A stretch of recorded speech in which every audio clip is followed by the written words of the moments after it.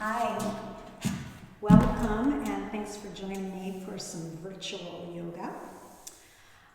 Today I'm going to do a practice that's going to take us through a range of movement. We're going to particularly make sure we get a good range of movement in our shoulders and our hips and our vertebral column.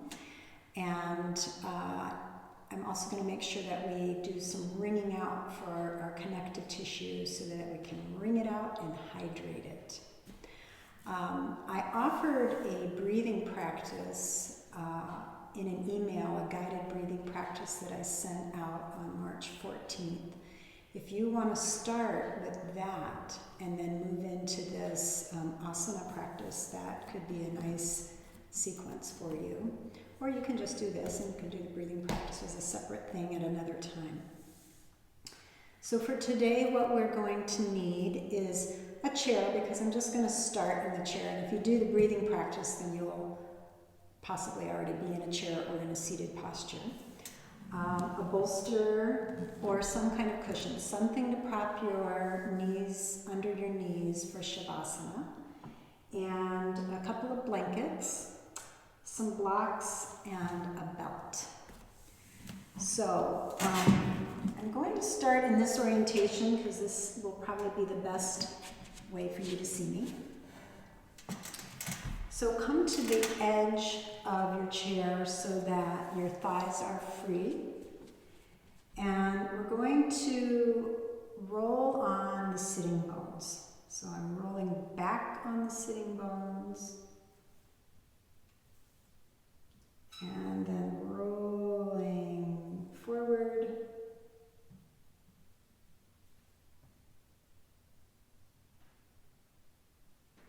And just go back and forth a few times.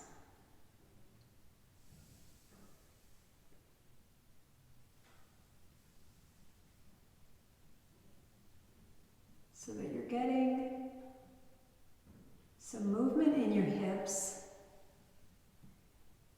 You're getting some movement through the entire vertebral column, some flexion and extension.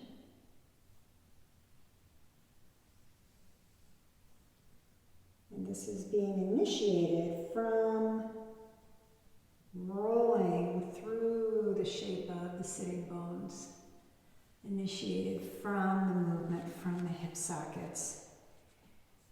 And because the spinal column is a kinetic chain, we get this lovely flow of wave movement through up to the head. So let's go into a rotation. I'm going to start with the hips actually, so that I'm sure to let the hips move. Right? So as I turn to one side, my hip is sliding forward so that I can get a nice rotation through the whole spinal column. Breathing in, you can come back to the front, and then as you exhale, let one hip slide forward and turn away from that side.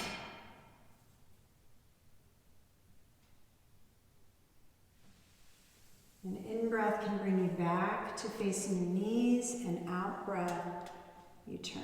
And the reason we let our hips slide a bit on the chair is so that we protect our sacroiliac joints and we allow for a more full range of movement through the whole spine.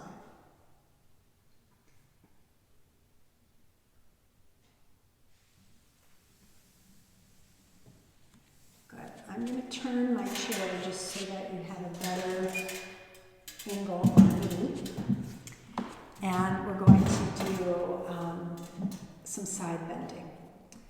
So I'm pressing down through my right sitting bone and curling my spine over to the left.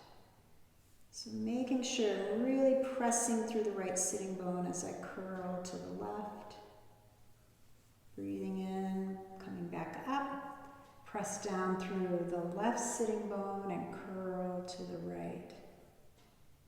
And while you're in this side bending movement, normal breathing in to bring yourself back up, Press through the sitting bone, curling away from it. Inhalation brings you up, pressing down through the left sitting bone, curling to the right. Inhaling, coming up. So I'd like to do a little rib cage movement. So our ribs, we can actually move our rib cage as if side to side. And we can move the rib cage forward and back. So I'm bringing my chest forward, and then I'm taking my upper back toward the wall behind me. Just trying to isolate that movement of the rib cage. And then I'm going to combine these movements. So I'm taking the rib cage back to one side, forward to the other side, and back. So I'm making a circle if I fill that out.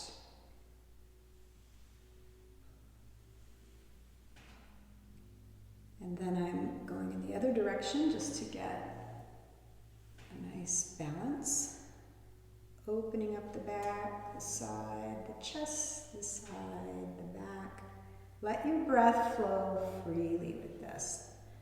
Just make sure you're not holding your breath and that you release the breath to move.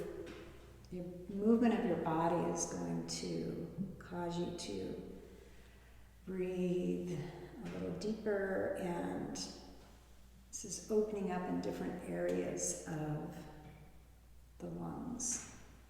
Good, and then we come back to the center. I'm going to stand up to do some shoulder blade movement. You could certainly do this from the chair, but to come out of your chair, bring your feet back, shift your weight forward, press down through the heels to use your legs to bring yourself up to standing. And we're going to just get some nice movement through the shoulder blades themselves. So shoulder blades move up and down. You can glide up and down. So bring your shoulders up towards your ears and down. They can also move apart from each other, away from the spine, and then back toward each other, toward the spine. So apart and together. And I'm going to just do this from the back a couple of times so you can see my back body. Up and down, up and down, apart, together, apart, together. And then we're going to combine those movements, kind of like we did with the rib cage, but now we're doing the shoulder blades. So up and back, down and back, toward the front, up. So I'm just exploring those four movements, combining them together to really get my shoulder blades moving in this nice wide circle. And of course we switch that direction. If you make sure that you're not holding your breath, this again will cause you to, movement will influence your breathing. And I'm going to show this from the back.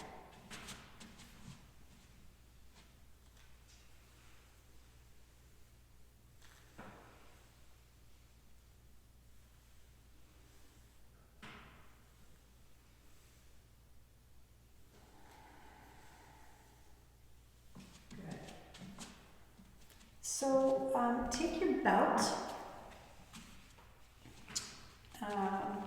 make sure you have an open loop, a loop that's, it needs to work for your shoulders, so you may have to adjust it, but I'm taking it at least shoulder width apart, a little bit farther from me right now. But we're going to start with Tadasana, the mountain pose. So I have my feet hip width apart, right? The knees are underneath the hip socket, the ankles underneath the knees, and my feet are parallel. So I'm making sure that my heels are a little bit wider than the base of the big toe. So standing very neutral and firmly rooting down into the earth, we'll turn the palms outward. And with an in-breath, draw the hands up. Move slowly. Feel your shoulder blades gliding over your rib cage. If you start to feel any restriction or discomfort, you stop and you move back down. Nice full in-breath, and we'll exhale and take the arms down. So maybe your movement goes to about here.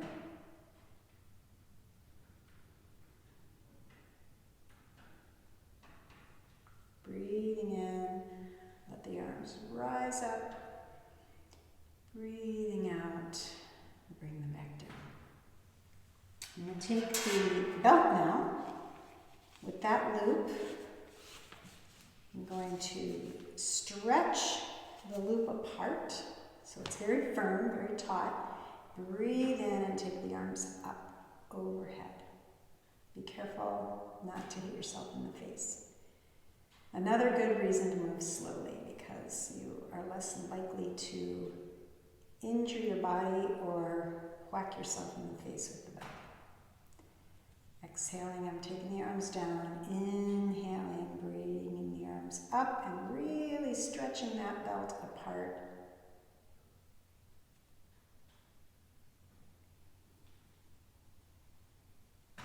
Good. And now I'm actually making the loop small so I can use the long end of the belt. I'm going to take it behind me. Give yourself at least shoulder width apart. Maybe you need to be wider for what your shoulders are ready for right now. Again, I'm making it very taut. I'm being mindful of my Tadasana, that I don't distort the alignment due to the tightness of my shoulders. So as I stretch that apart, I'm breathing in, exhaling, taking the arms back. Exhale, bring them down, and just let the arms rest. Again, stretch the belt taut. Breathe in, exhale, extend the arms back. Normal breathing here.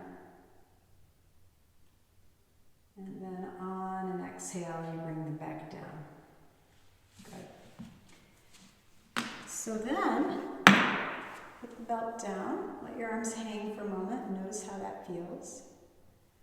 We'll breathe in and take the arms parallel to the floor.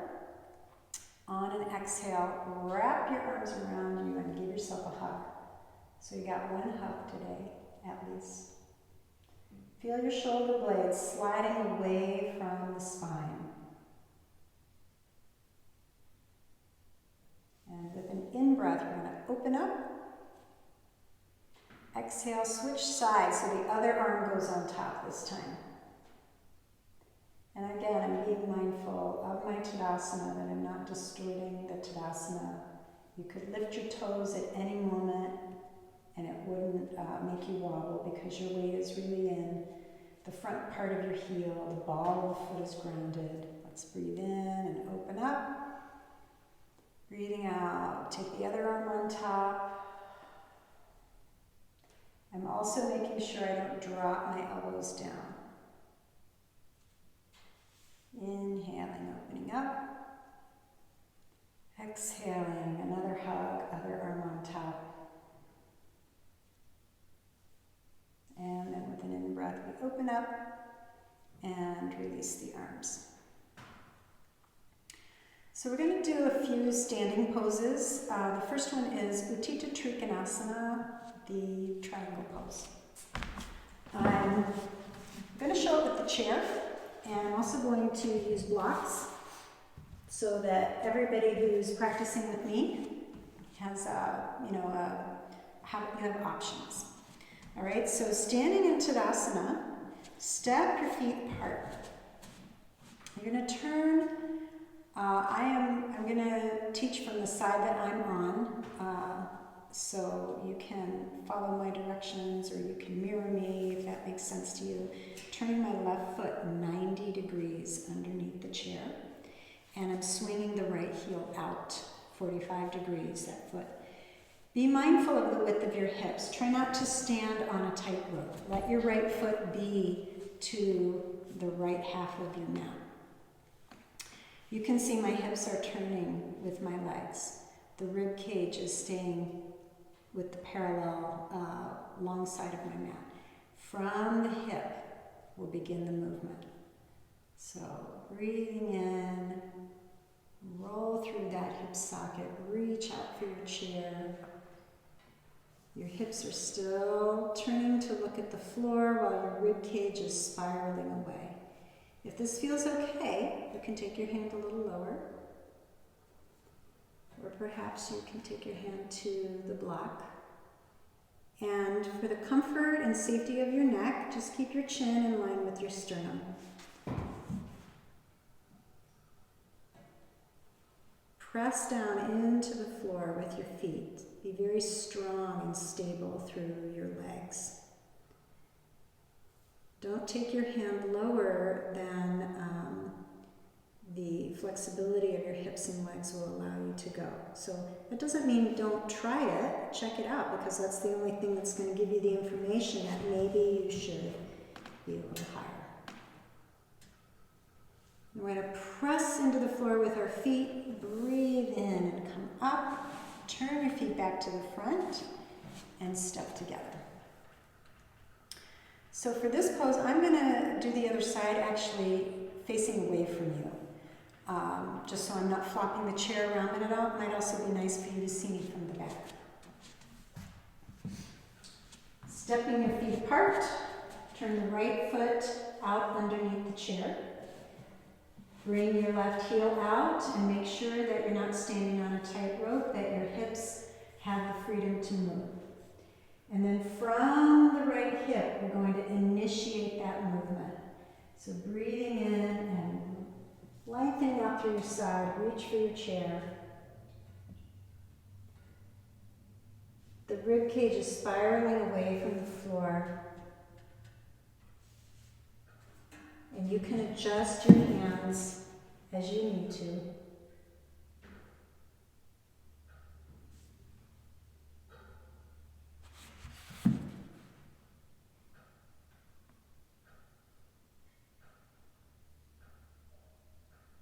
And when you're ready to come up, press your feet into the floor, breathe in, come up. And turn the feet back to the front and step together. I hope that the mic is picking up my voice when I'm facing away.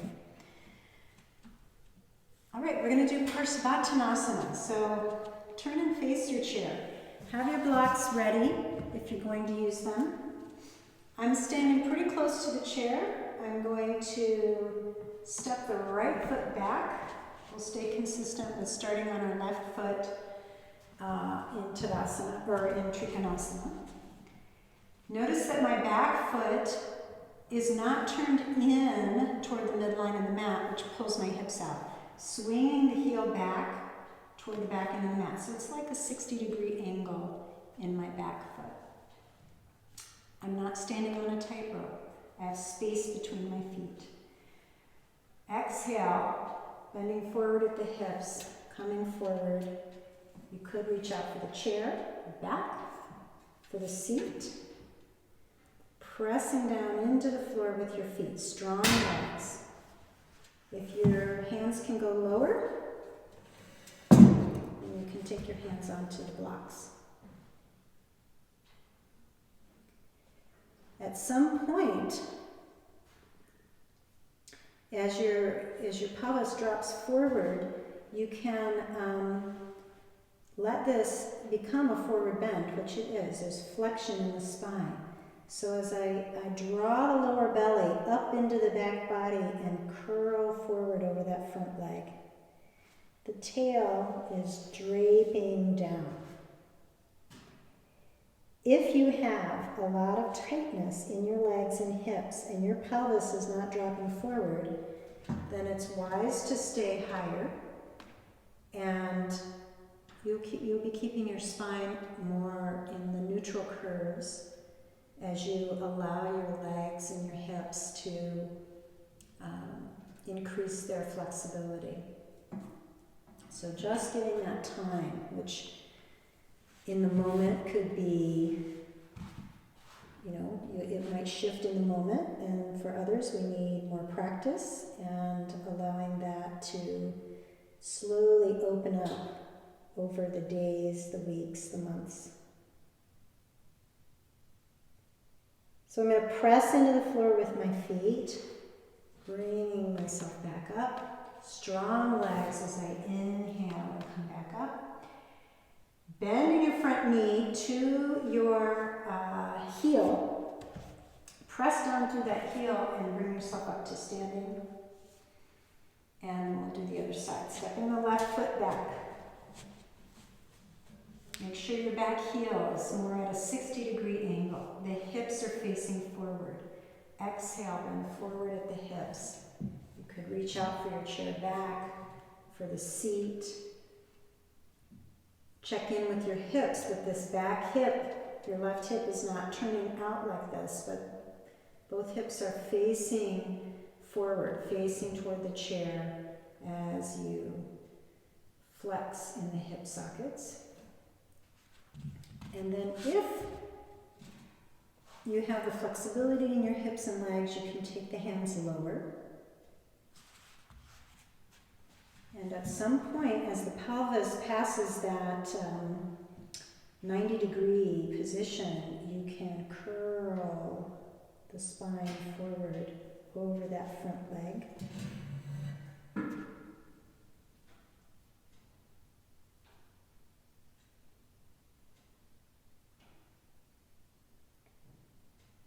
I want a nice, smooth, even flexion. So I'm drawing the belly into the back body, letting the tailbone droop down, curling the chin in.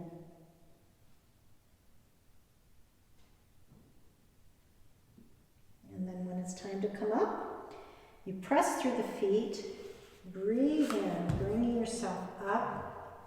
Strong legs with an in-breath. You bring your torso back up. Bend your knee to your ankle. Press through the heel. Breathing in, coming back to standing. And now we'll practice Parvrtta Trikonasana. So it's nice to just do it from this orientation to the chair. We'll step the right foot back. You may not want to take as big of a step as you did for the last pose, because you'll want to have your heel able to reach down into the floor. Although if you're using the chair, you're not going to be as unstable. You'll have that support, but that back heel being anchored gives us stability and support. So exhale and coming forward, just like Parsvottanasana. Could use the chair. Maybe you can go to the blocks. And then because I'm using a block, I'm bringing it closer to my front foot so that I'm not out here. If you're on the chair, you bring your hand into the midline or maybe over to the side. And we're going to let the right hip drop down as we rotate.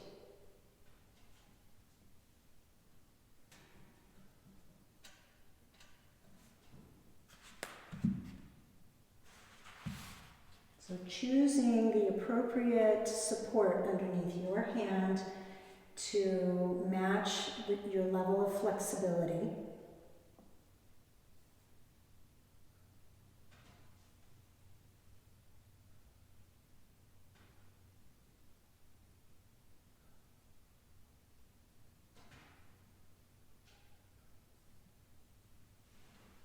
And then we turn back to face the floor. Then pressing the feet into the floor, strong, stable legs. Inhale and come up. Bend your front knee over your heel. Press through the heel to bring yourself back to standing. So that transition out of the poses is part of the pose. You're staying strong and stable. You're paying attention to the stability and strength of your hips and not just kind of falling out of poses or stumbling out of poses. poses. So we're going to go to the other side, stepping the left foot back. Exhale, bending forward at the hips. All of these firm positions are options.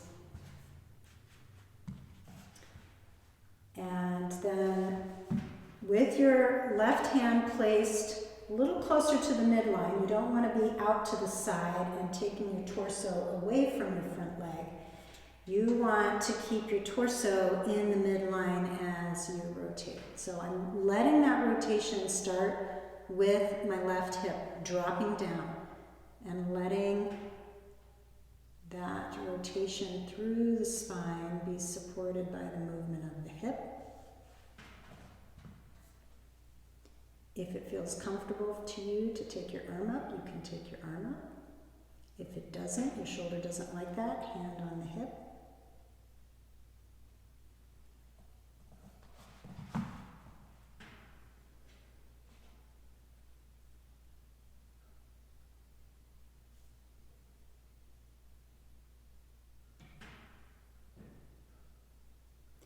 And then we turn back to face the floor. Stabilize your legs. Press the feet into the floor. Breathe in and come up. Bend into your front knee to the heel. Press through that heel and bring yourself up. We're going to step back away from the chair a little bit. We'll practice Uttanasana. So exhale, forward from the hips. You can place your hand on the chair. You could possibly let your forearms rest on the chair. You could take your hands to the blocks. And when the hips pass that 90-degree angle, then again, drawing the abdominal organs up into the back body and curling forward over them. Making sure your hands are on something as you come forward to give your vertebral discs support. And also making sure that your hips are not back behind your heels, but that you have a little more weight in the ball of the foot so you can keep your hips over your ankles and get a nice lengthening through the entire back line of the body.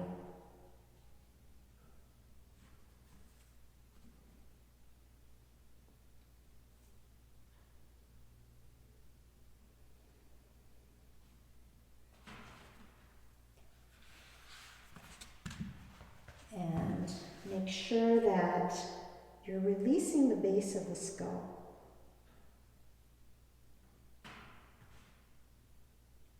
To come up, we want to come up with lots of support for our lumbar spine. So I'm drawing that lower belly firmly into the back body. You could also use your hands on your thighs. Breathe in, nice full in-breath to bring you up. Good. Okay. I'm going to move the chair and the blocks out of the way. We're going to come down onto the floor for downward facing dog. So, taking the hands slightly ahead of your shoulders, not right underneath. Curl the toes under. Scoop the tail under. Draw the lower belly firmly up into the back body and lift your knees off the floor. Slowly lower your knees back to the floor. Lift your tail, lift your chest, lift your head. Nice big in-breath. And then exhaling, scoop the tail under, draw the lower belly up, and push the floor away. And then as we lift up the knees and the hips, release the tail. Let it rise up. The belly releases. You're not trying to draw the belly into the back body now. Your hands are fully pressing down into the floor and pressing it forward. Most of your weight is in the thumb side of the wrist. Press down into the floor and reach thighs back toward the wall behind you, the hips as if you're trying to sit on the wall behind you. And breathe.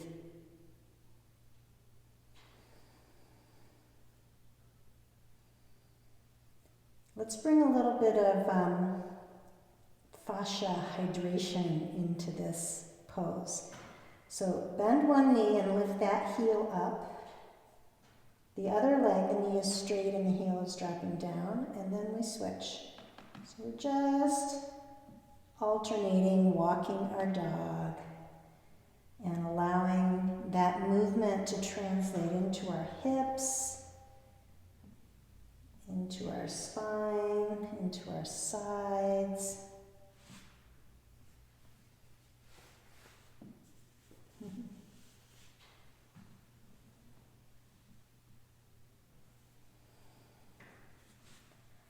Breathe and let the breath flow freely. Soften your jaw. Good. And then we're going to come back to stillness and just check in with the pose. Scoop your tail under.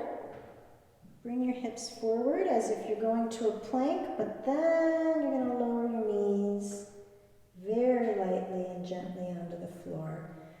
Lift your tail, lift your chest, lift your head. Nice full in-breath, and then we'll sit the hips back on the heels and let the hands come together. Rest your forehead on your hands or on the floor.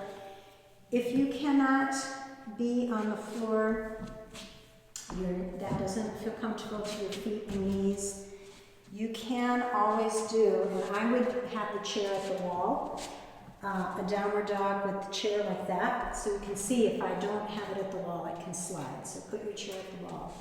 And then your child pose can be in the chair this way. So just rest in child pose for a moment.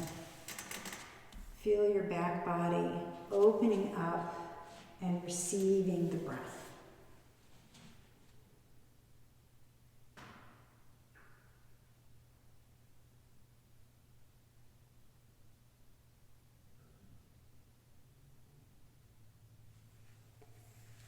And then if you're in the chair, your hands walk onto your thighs. If you're on the floor, you can take your hands on your thighs or on the floor beside you as you breathe in and come up. Good. So we are going to lie down on our backs. And take the feet the width of the mat. The arms can go out to the sides, and I'm just going to take a few moments to do a little swaying. This is a nice massage for the sacrum, the sacroiliac joints, the hips against the floor. It's also very nice for your abdominal organs. They get a bit of a massage, an internal massage. It's really important for the organs to move and glide over and around each other. As we age, our organs tend to dry up a bit, they get stiff, they don't move as well, and movement is essential to their functioning. So this is a very nice thing to practice for your internal organs every day. Good. Then we're going to let our knees drop all the way down to the right. If this is uncomfortable, you have knee pain, you can place a block or a bolster underneath this knee.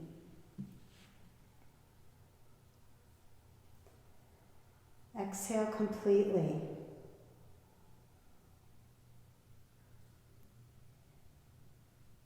And as that in-breath comes rolling in, notice how you feel the breath all through that side of the body that your knees are turning away from.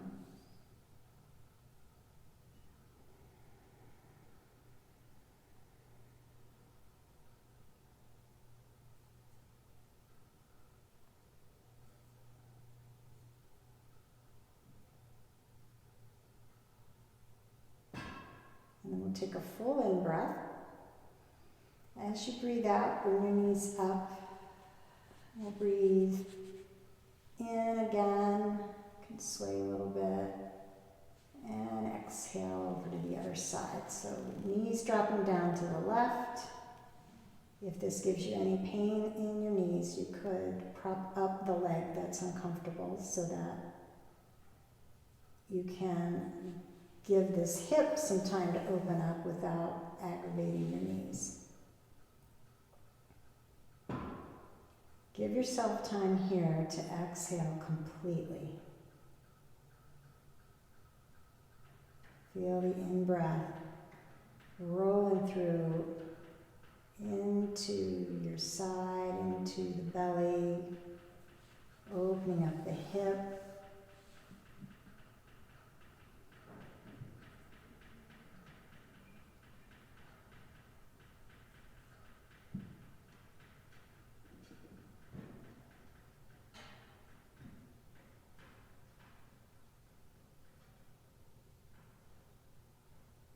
And then we'll take a nice full in-breath. Exhale and bring the knees up. Do a little bit of swaying. I'm going to bring the arms down by the sides. We're going to practice Settu Bandha. So you want to have your feet the width of your hips at least. Let your big toes come in a little bit, which will really probably bring your feet parallel.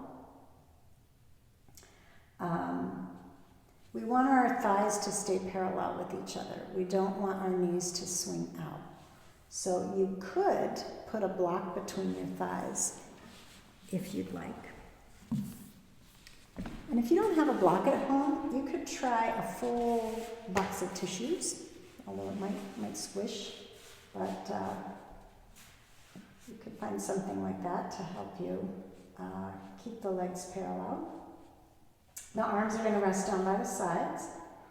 And I'm pressing down into my heels. I'm going to lift up from just below the navel so that I'm finding this back arc, right? So if I'm back arcing, then my pelvis is tipping this way.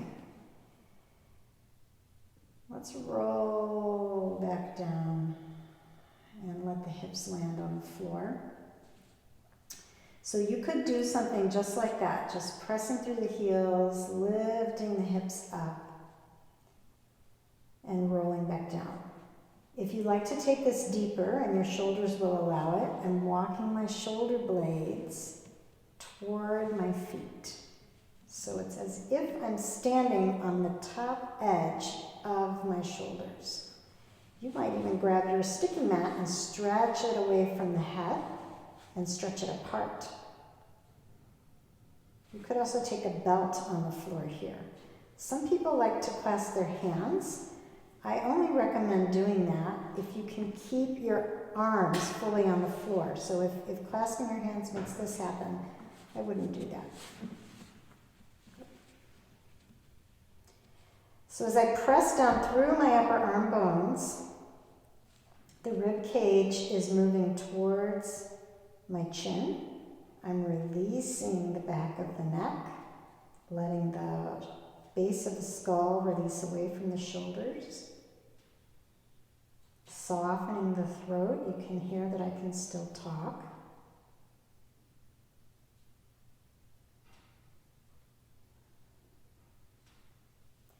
The way you want to use your feet so that you're not pressing all your weight into your head is as if your heels are pulling up towards your shoulders.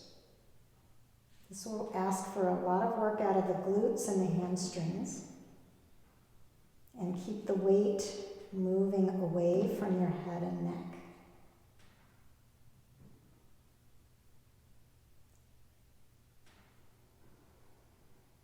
When you're finished, you need to unroll your shoulder blades, unscoop them, and let the spine roll back down to the floor. As your hips land, if you're using a block, you can take that out and extend your legs out. If your lower back is feels a little tweaked after Settu Bandha, then possibly you are trying to go too much, amplifying the pose too much.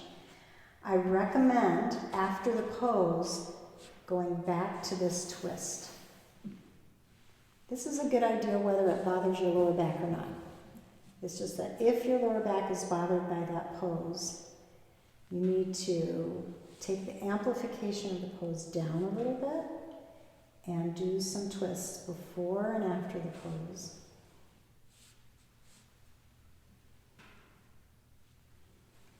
And then rest with the legs extended out.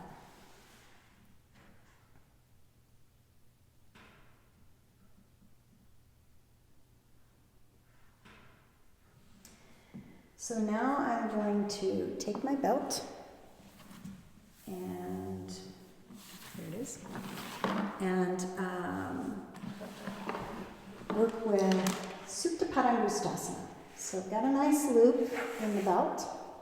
I'm going to bend the knees, bring the right foot up and place the belt around the ball of the foot and extend the leg up.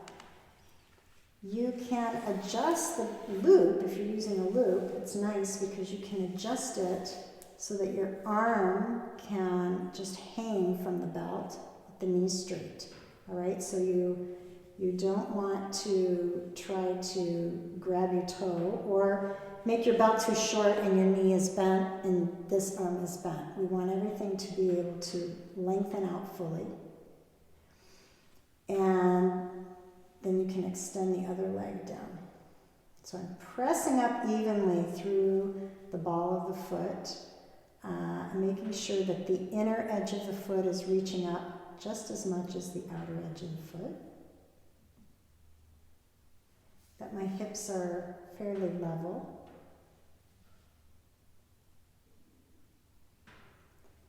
Keep your left leg dynamic. The knee and the toes are pointing straight up. The leg is stretching outward as well as down toward the floor, while the leg that's in the air, the right leg, is also very dynamic. The belly is soft. The jaw is soft. The breath is flowing freely.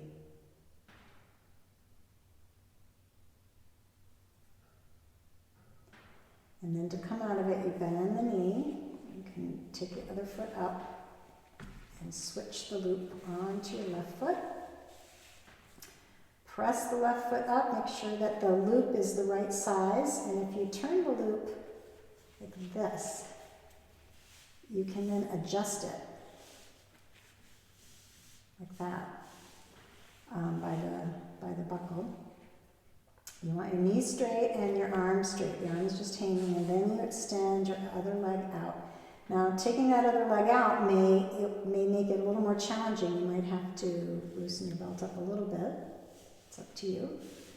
If you overdid it and you can't keep your knees straight. The reason we want to keep our knees straight is so that we are not cutting off the stretch of the back line of the body. As we straighten that knee, we get a full stretch along the entire back line of the body. Your right leg is stretching out dynamically as if there's a wall you could press your foot into, and the thigh is pressing down.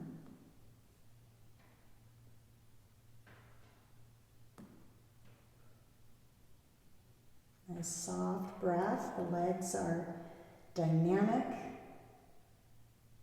engaged. The belly is soft. The throat is soft. The jaw is soft.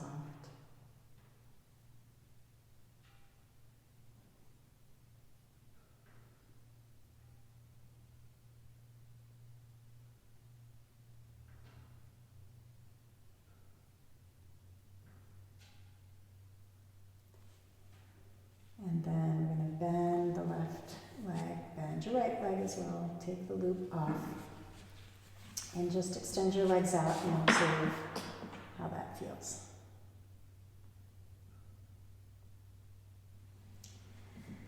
So bend both knees, roll to one side, and to come up, draw the lower belly into the back body. Then turn toward the floor, so you can use both hands to push yourself up off the floor with support. And we're going to go to Savasana. So take your bolster, or whatever you have, and take a blanket, fold that so that your head will be supported. When we're in Savasana, having the head comfortable is one of the most important things. Because even if every other part of the body is supported well, but your head is not, you won't be able to relax. Take another blanket to cover up with. Being warm is important. Find a scarf or a towel or an eye bag to cover your eyes up with. So as we get into this, make sure that you're comfortable, that your props are in the right place. Like this is under my knees, this is underneath my head. And then bring your knees up and rock from side to side to release the buttocks out away from your lower back. And then you'll extend the legs back over the bolster again.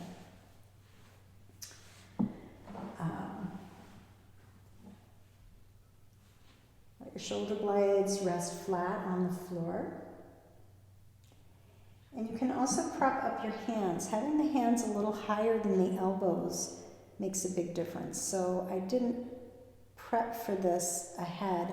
However, if you do have 2 blocks or 2 belts, you could use that to prop your hands up. And that's just, it has an effect on the nervous system of very calming and quieting effect. So get yourself set up.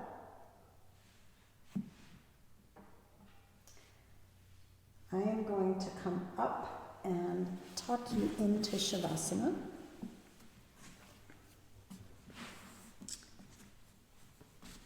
And then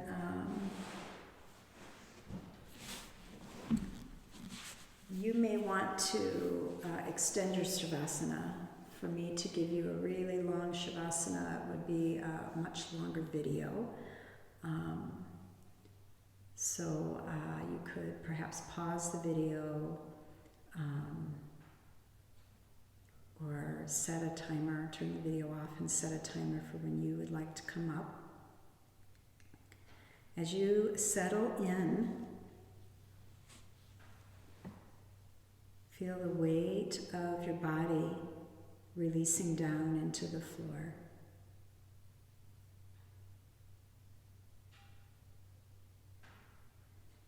Exhale and let the bolster hold your legs. Let the blanket hold the weight of your head.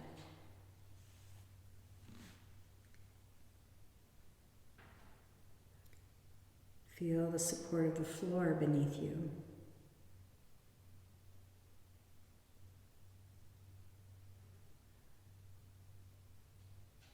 Each exhalation is an opportunity to release muscular effort, tension, and surrender the weight of your body to the earth.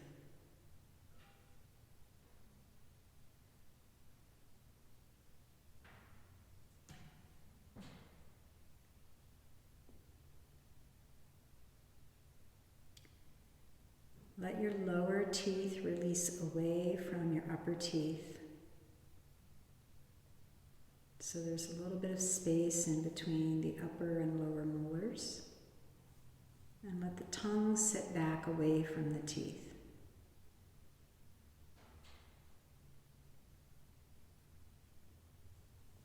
Your eyes can settle back into the cradles of the eye sockets.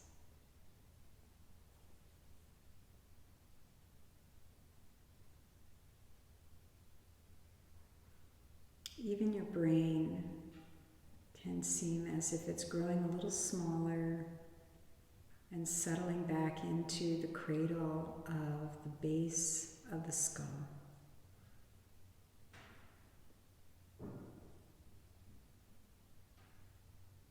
The inner ears can sink into the midline of the head, drawing away from the sound of my voice.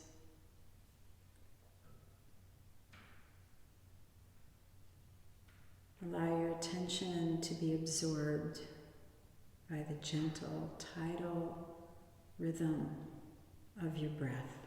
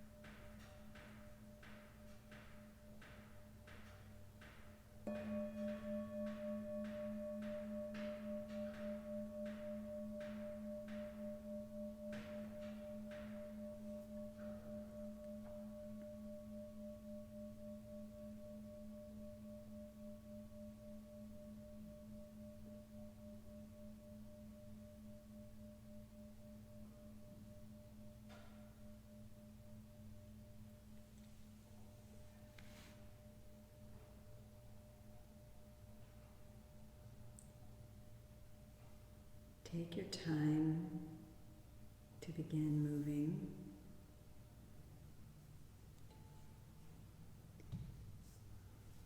You can begin with a deeper inhalation, letting that deeper in-breath begin to invite you into wiggling your fingers and your toes.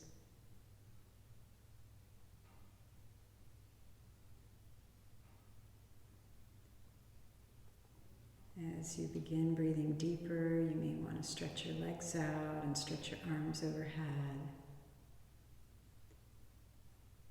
And yawning and sighing, bending your knees and rolling over to one side.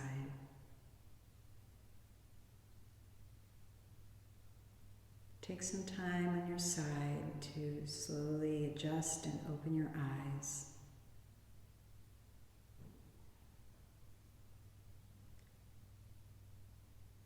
And when you feel ready, you can draw the lower belly into the back body, turn to face the floor with your chest, and push the floor away with your hands, letting your neck and your head stay relaxed as you bring yourself up.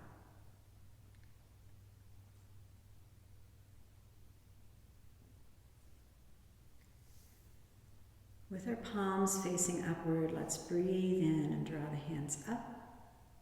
Exhaling, palms together in front of the heart. Take refuge in your heart. Take yourself back to your center, to your breath. Come back to your true self as often as you need to throughout the day.